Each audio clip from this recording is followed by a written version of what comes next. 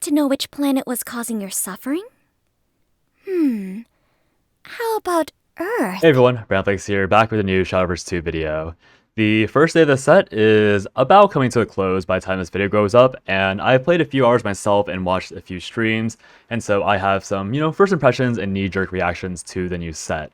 And so I guess if you want to listen for a TLDR and click off, my impression of the new set is that it feels like a step half backwards, where we are now back in a much more like stats are everything. You only want really large things, and basically everyone's playing around whether or not you can beat the stat breakpoints, essentially, if that makes sense. So there'll be certain examples of this interaction that I'll talk about. And basically, your worst nightmares, or your best nightmares, if you prefer it this way, from set 2 are going to be in full force in set 4, just because of how much we power crept minion stat totals right around the 7 mana mark. So to start off, just to talk about the decks that seem like they're still very good. Obviously, let's be very honest, the meta could change very, very quickly. This is, again, a very knee-jerk reaction to me playing 3.5 hours and me watching gameplay. This is in no means a definitive meta read at all. This is just me and how I feel at the end of my first day of playing, which is obviously not the best thing to do, but content is content. So jumping first into the first thing we're going to go over, Spellboost RUNE, who knew, still a thing. Obviously it was falling off a little bit at the end of last set, and I'm not even convinced that it's that good this set, but Spellboost RUNE will continue to be the main thing that destroys these lower quality decks from being good. So basically, if you don't see yourself being set 3 Spellboost RUNE, you still have no chance in this set, because now think about Spellboost RUNE. I'm not even sure if this is the best version of RUNE now, and I think a lot of decks that are going to be beating RUNE or are competitive with RUNE may either win faster or have so many things around it that they just can't win unless they high roll perfectly into Cosida's Decline and survive until that turn. So just think about that as you go on, because that's what's happening in this set. Now, the other really pretty toxic and unhealthy thing that Cygames has done this set is introduce the concept of ZOOEY. ZOOEY, obviously a pretty cute card, the art's what it is, but this card introduces a really bad feeling way of playing its dragon, where, once again, it's mostly a high roll, you won't see this every game, but ZOOEY into actual cards is going to be a very frequent thing that you will lose to when you play against this dragon deck. Now, am I saying dragon is tier 1 because they can play ZOOEY, Genesis Dragon? Not at all. It's a super rare thing, and these Storm Dragon decks, honestly, are just casino simulators. So these dragon players that will get a really good win streak are winning because they hit their ramp into their Willness, and then you deal with Willness, and they might play Will or Forte, and then they'll play ZOOEY, and then Genesis Dragon you, and then you'll lose, and that'll feel obviously really bad. Now the thing is that there are already very natural counters to this type of deck in the meta, and the main thing is that, once again, it's not really about how you play the cards in that scenario. It's more of how well does your opponent draw. His opponent being the natural counter being Mordhaven, which is also very popular. So I'm skirting over these really quickly, and I'll probably go over them in more detail once there's a better sense on the meta. But these are my first thoughts. So if what I'm saying doesn't make sense, feel free to talk about it in the comments, and I'll try and remember to get back to you when I see it on the notifications. But the biggest flaw of the meta, in my opinion, is the fact that we're buffing Mordhaven. Now, as a combo Roach enthusiast, I am obviously a very, very unhappy camper with Mordhaven being meta, because Mordhaven being remotely playable and remotely popular just means that Roach can never be played on ladder, because even one or the second Mordhaven game I play against will immediately ruin my mood, because it's not fun to play against Mordhaven because of how it instantly counters you. Now, what does Mordhaven have? Obviously, Mordhaven now has Galleon.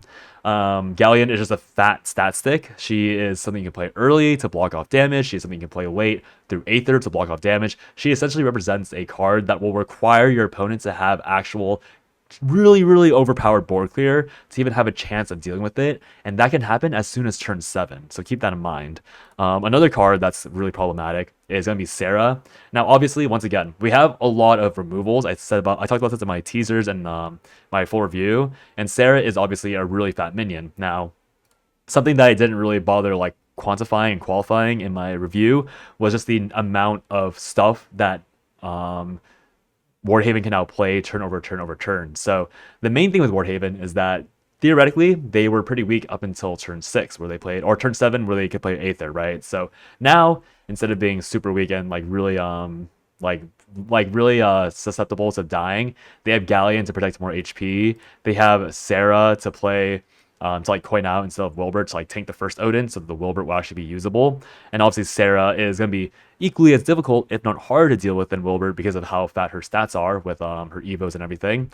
Salefa still exists to deal with the wide boards, and you have Congregant of Repose to just fish out the Aether, or if you're playing the Crest variant, to fish out your other 4 HP minions. So honestly, there are not very many upgrades to Wardhaven, but the 3 that they got that are objectively really powerful, Galleon, Sarah, and Vera, just add on more things that deck check you. And that's what I hate about set 2, and that's what's happening with set 4 with a lot of these decks, is that you're being deck checked. You're being hard checked to see if you even have a remote chance of beating this deck, and sometimes you do. Like, the meta decks will have those cards to beat you, but sometimes these other decks might literally lack the reach needed. With Portal, we have that reach through Cassius, but with Cassius, that means you have to be able to build Omega by turn like 6 or 7 in order to build the Omega to deal with things like that. And even if you do deal with it, like obviously Omega can play Orcus into the Aether, but the issue is then another deck check of resources, because when you look at something like Wardhaven in the past, what would happen is that they would play, they would play their Salefa, Wilbur, Aether, curve, and maybe they play a few more Aethers, and that would be their then they'd be out of fuel. Like, they play the second Aether, they play the third Aether, and then they're finally out of fuel. But the issue is that when people play Aether, you are also forced to play your very heavy response cards. And so what happens when you run out of Aethers or Aether responses because they played Aethers is now they have Sarah and they have Vera as these like backup guardians for Wardhaven that continue to force you to have answers and efficient gameplay. Not mentioning that you still have to deal with all the other stuff they have, like Unholy Vessel that denies you from building a proactive board. They have stuff like John that super punishes you for having a proactive board and doesn't, or rather punishes you for not having a deck strong enough to clear their board. You have Congregant of Repose that almost instantly stabilizes them versus anything but the most high roll of aggro curves. And now you have Galleon, who only very few decks can even deal with on curve because of how fat her stats are. So these are the things, like Wardhaven might not be like the tier 1 tippity toppity highest power level deck, but it represents this like barrier to entry that every class has to be good enough to beat. And so, like I said, with Portal, you do have Orcus, but Orcus is not going to be good enough for everything else. You do have Cassius, but Cassius requires you to build an entire deck around getting Omega up faster. You have Beelzebub, but I mean, Beelzebub's good. So that's why Portal might feel a bit better than other classes, because Beelzebub can clear the later on Veras. It can clear Sarah pretty easily. It can deal with a lot of these cards that would be otherwise very toxic to beat.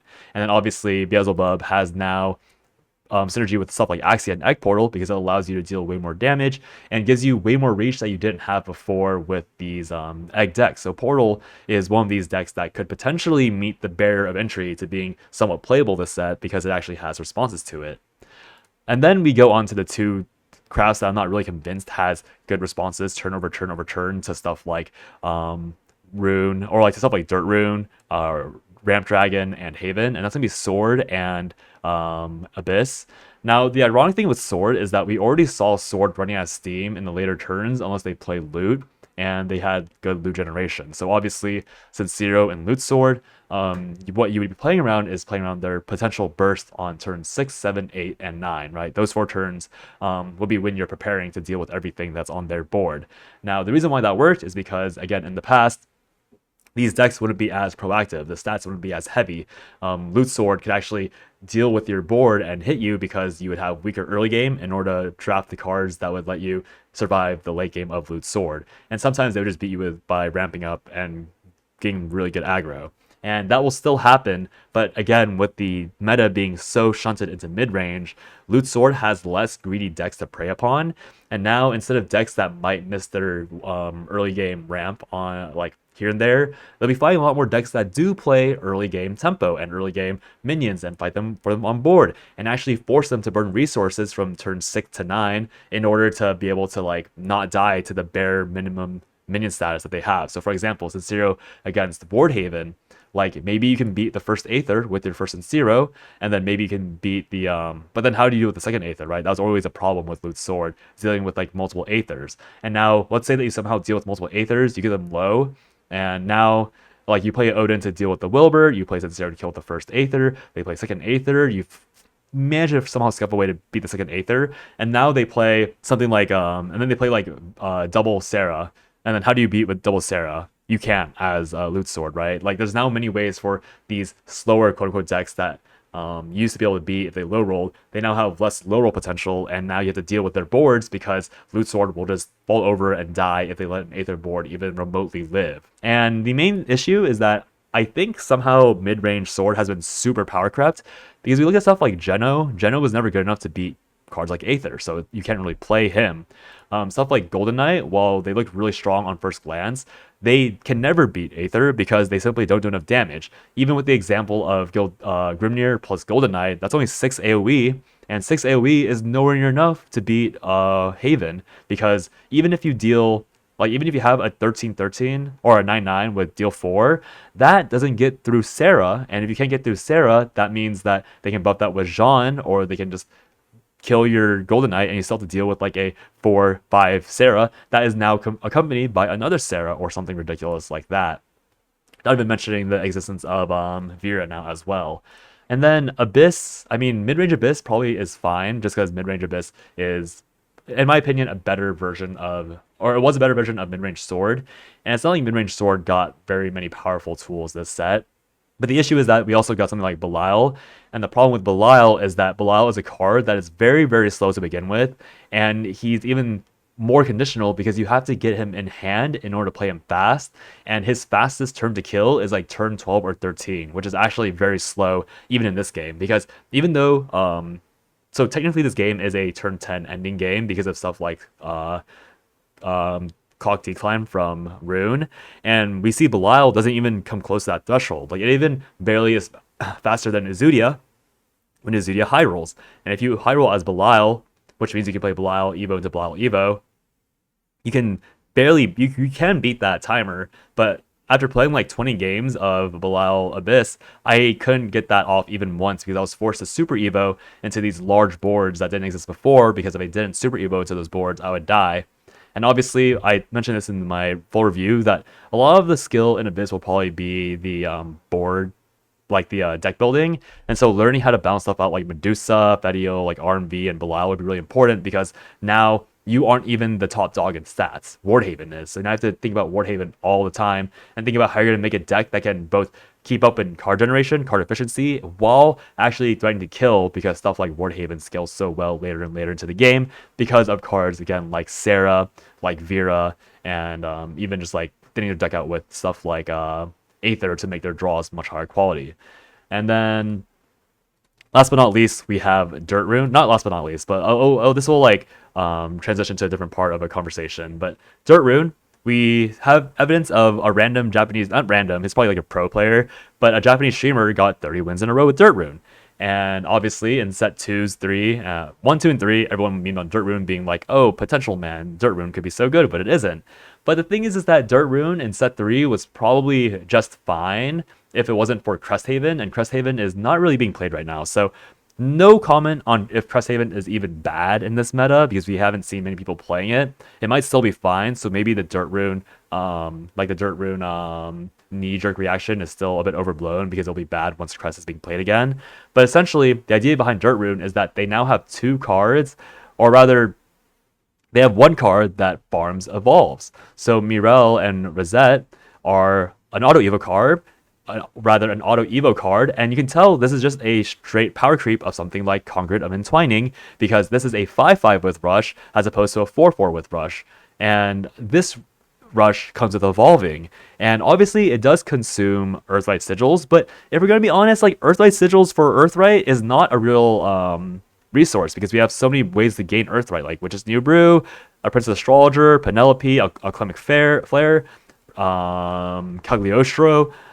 Like, you have so many ways of gaining Earth right now, and along with that Earth right, you gain access to cards like Gran and Jita, which I rated as a 2.5, but might actually be a really good card in something like Dirt Rune because of how many Evos you just really generate. So with Gran and Jita, obviously you have Mirel and Rosette as auto Evos, you have Edelweiss as auto Evos, you have Remy and Ranni as auto Evos. Like, that already by itself is a lot of really powerful on-curve auto evos that are also very stat inflated that require your opponent to deal with it. And so having Gran and Jita farming off of that and being an auto evo as well helps you build towards Sandalphon. And Sandalphon is the closer that Dirt Rune needed, because in the past you'd rely on Odin, but now you can play Odin and Sandalphon, so decks that would run you out of resources or you kind of like peter out to because you run out of stuff, you now just beat because Sandalphon gives you that extra reach that you didn't have before.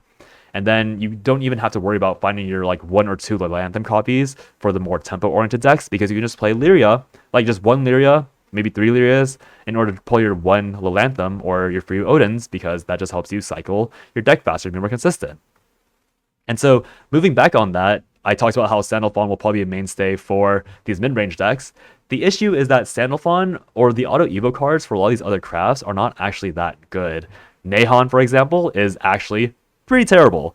He requires you to high roll your early game in order to generate like skeletons, for example. And even if you play skeleton Nahon, you're getting 2 3/3s and a 4/6 on 6 mana, and that is not even that particularly impressive, considering that doesn't clear Norman, that potentially barely clears stuff like Wilbert. Actually, it doesn't even clear Wilbert. Against Dirt Rune, like it probably trades evenly against a Remy and Ranny. So, and then against Dragon, like turn 6 against Dragon's gonna be like on 9 or 10 mana. So what are you doing with Nahon? Like Nahon's trading into like can't even clear Willness, can't even clear Neptune.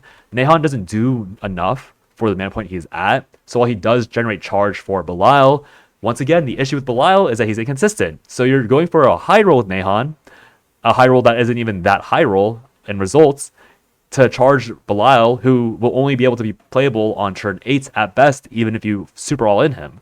So Nahon obviously is not nearly as good as something even like Edelweiss or Mirel and Rosette, because Mirel and Rosette can be played immediately when the Evos are available and be super high value with very low investment for Earth Rune, whereas Nahon requires you to grief your tempo and play the very few cards that generate skeletons to begin with. So otherwise, your best bet for Belial is to run a secondary win con, which is just mid-range. But mid-range and Belial don't mix, because Belial wants to win very late and mid-range wants to win very early. So what's the point of Belial if you can't tutor him, you can't invoke him, you can't win faster, you can't do, like, you can barely stall with him. You can stall, to be fair, but Belial's stalling is at a point where storms are ramming into your face. So against something like Ramp Dragon, you die because they just ignore Belial and go for your face. Against stuff like Spellboost Rune, oh, you cleared my board, whoop-de-doo, now I ramp and kill you. Against something like Dirt Rune, it's like, oh, you built Belial, let me just play my tempo and keep killing you.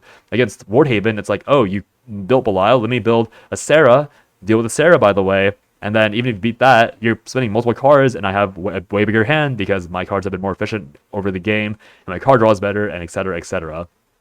And then I'm not even talking about Forest, because Forest got nothing.